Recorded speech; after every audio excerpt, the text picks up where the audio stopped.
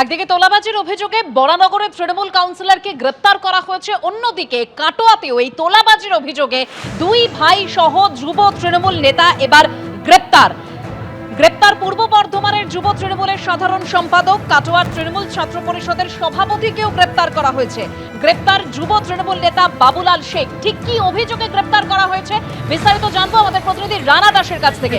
রানা, একেবারে তোমাকে প্রথমেই বলে রাখি, পূর্ব বর্ধমান জেলার তৃণমূল যুব কংগ্রেসের জেলার সাধারণ সম্পাদক বাবুলাল শেখ, তারই ভাই কাটোয়া শহরের তৃণমূল ছাত্র পরিষদের সভাপতি কচি শেখ এবং তার আরেক ভাই তাকে কিন্তু গ্রেপ্তার করেছে। অর্থাৎ এই দুই তৃণমূল নেতা সহ তার এক ভাইকে পুলিশ গ্রেপ্তার করেছে এবং যেটা জানা যাচ্ছে তাদের বিরুদ্ধে বিভিন্ন তোলাবাজির অভিযোগ রয়েছে।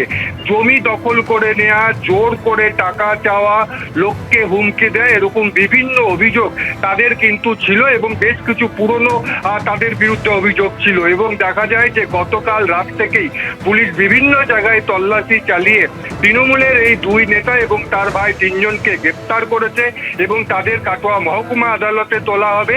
এবং যেটা জানা যাচ্ছে এর মধ্যে তৃণমূলের যুবর যিনি সাধারণ সম্পাদক রয়েছে বাবুলাল শেখ, তাকে কিন্তু পুলিশি হেফাজতে নেবে এবং বেশ কিছু তথ্য তার কাছ থেকে জানার চেষ্টা করবে। এই যে জমি জোর করে দখল করা, হুমকি দেওয়া, এর পেছনে আর কারা কারা রয়েছে এই বিষয়গুলো পুলিশ কিন্তু তাদের জিজ্ঞাসাবাদ করবে।